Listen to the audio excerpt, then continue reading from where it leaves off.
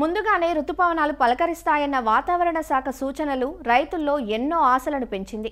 కానీ ఎప్పటిలాగే సకాలంలో వర్షాలు అక్కడక్కడ కురుస్తున్నా పూర్తి స్థాయిలో వర్షం ఎక్కడా పడింది లేదు.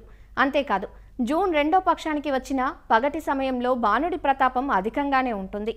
మంచి వర్షాలు పడినప్పుడే విత్తనాలు విత్తుకోవాలని, లేదంటే నాటిన విత్తనాలు ఎండిపోయి తిరిగి విత్తుకోవడం ద్వారా ఖర్చు తడిసి మోపడవుతుందని ఓ ప్రక్క శాస్త్రవేత్తలు సూచిస్తున్నారు.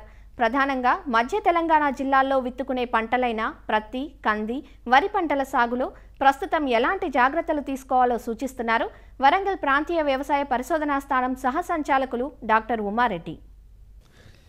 ఈ సంవత్సరం ముఖ్యంగా వర్షాలు కొంత ముందస్తుగా వస్తాయి అనే సమాచారం ఉండడం, తగిన మోతాదులో వర్షపాతం కురుస్తుంది అని వాతావరణ శాఖ చెప్పడం వల్ల రైతాంగం చాలా ప్రాంతాల లోపల గత నెలలో కురిసినటువంటి తొలకరి వర్షాలకు దుక్కులు చేసుకొని చాలామంది విత్తడానికి రెడీగా ఉన్నారు. చాలామంది రైతులు అక్కడక్కడ కొందరు రైతులు ముఖ్యంగా పత్తి సాగు చేసినటువంటి రైతాంగం ఈ పొడి దుక్కులలోనే వర్షాలు పడతాయంటే ఆలోచనతో విత్తుకోవడం జరిగింది.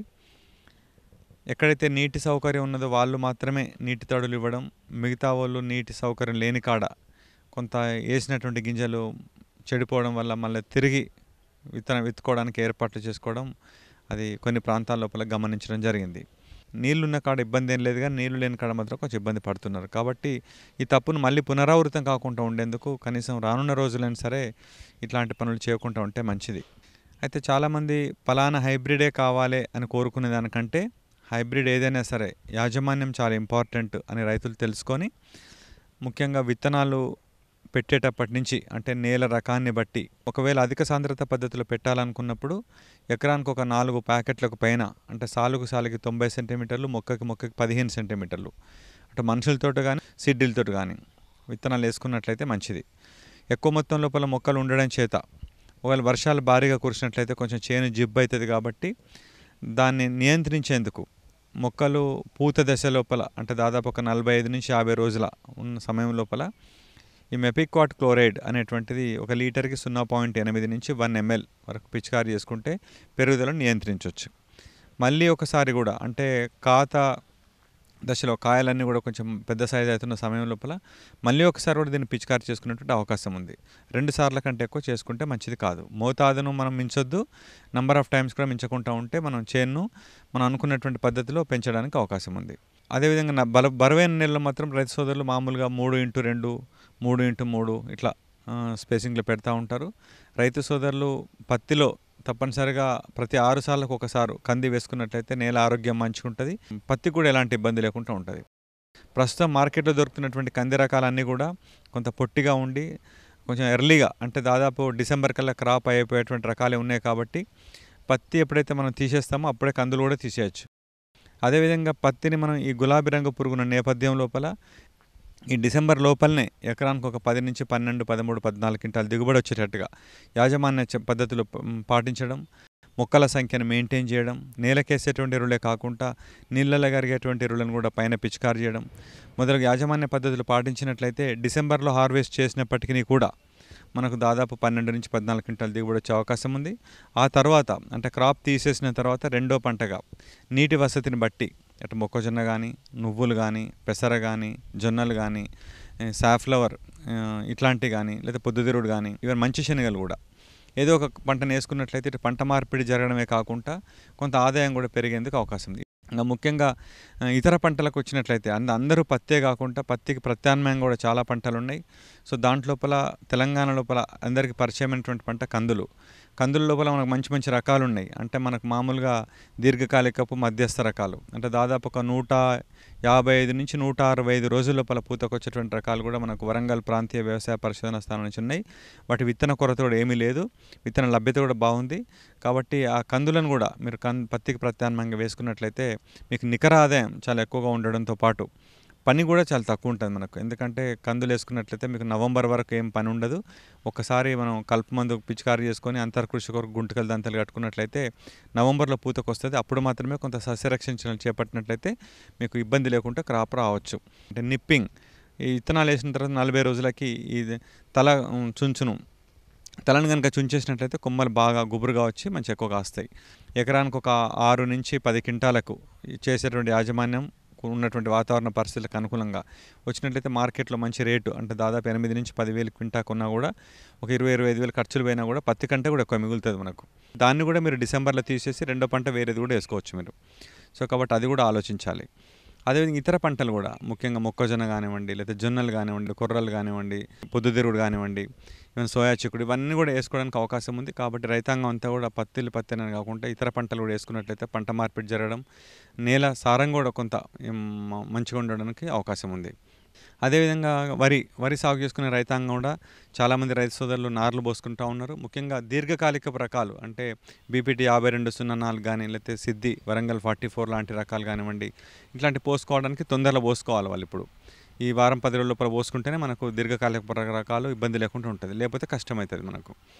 సో మధ్యస్థ రకాలు, స్వల్పకాలిక రకాలు చాలా ఉన్నాయి. కాబట్టి మనకు జూలై 15 వరకు నారులు పోసుకోవచ్చు. కాబట్టి తొందరపడి నారులు పోసుకోవాల్సిన అవసరం లేదు, ముదురుతుంది నారు. సో మంచిగా వర్షాలు పడితే నమ్మకం ఉన్నాక చెర్లకు కుంటలకు నీళ్ళు రావడం, భూగర్భ జలాలు పెరగడం, అప్పుడే మనం వరికి సంబంధించి ఒక నిర్ణయం తీసుకుంటే మంచిది. ముఖ్యంగా సన్న రకాలు కనుక చూసుకున్నట్లయితే మనకు వరంగల్ నుంచి విడుదలైనటువంటి వరంగల్ 962, కూనారం నుంచి విడుదలైనటువంటి 1638, హైదరాబాద్ నుంచి విడుదలైనటువంటి RNR 15048 లాంటి చాలా రైతుల మన్ననలను పొందినటువంటి రకాలు అందుబాటులో ఉన్నాయి. అవి మా పరిశోధనా స్థానంలో కానీ, లేకపోతే కృషి విజ్ఞాన కేంద్రాలు కానివ్వండి, లేదంటే Telangana state seed development corporation ద్వారా అగ్రోస్ ఇట్లాంటి సెంటర్లలో కూడా సీడ్ అందుబాటులో ఉంది. ఈ విత్తనాల కొరత ఏమాత్రం లేదు.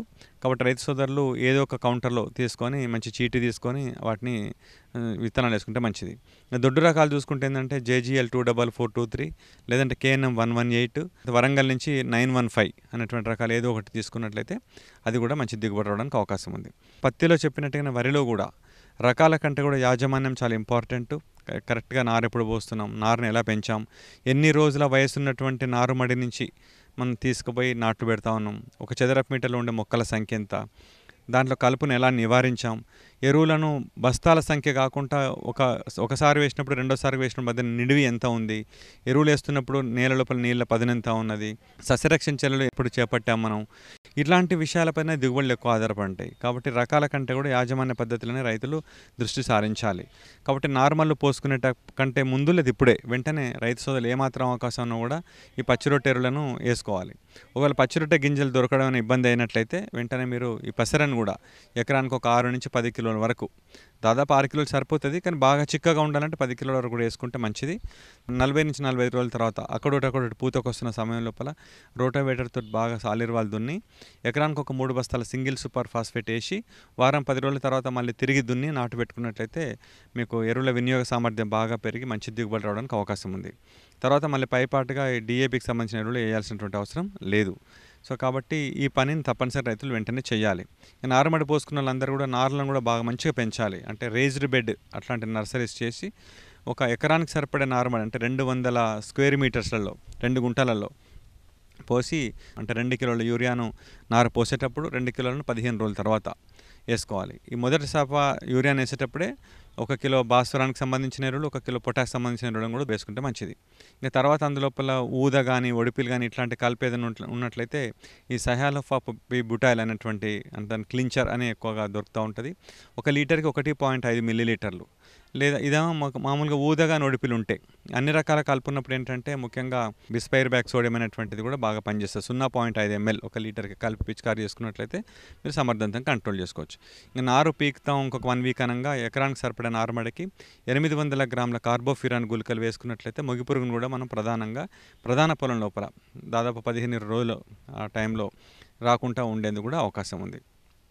ముఖ్యంగా ఇటు రకాల ఎంపికనే పట్లనే కాకుండా యాజమాన్యం బాగా అర్థం చేసుకొని పచ్చిరొట్టెలను బాగా సాగు చేసి రకాల పంట కాలాన్ని మీద దృష్టి పెట్టి కరెక్ట్గా వాటిని ఎప్పుడు నారు పోసుకోవాలనేటువంటి విషయాన్ని తెలుసుకొని అది పోసిన తర్వాత బాగా యంగ్ సీడ్లింగ్స్ని నాటు పెట్టడం, 1 చదరపు మీటర్ల మొక్కల సంఖ్యను బాగా మెయింటైన్ చేసినట్లయితే వరిలో కూడా మీకు మంచి అనుకున్నటువంటి దిగుబడి రావడానికి అవకాశం ఉంది.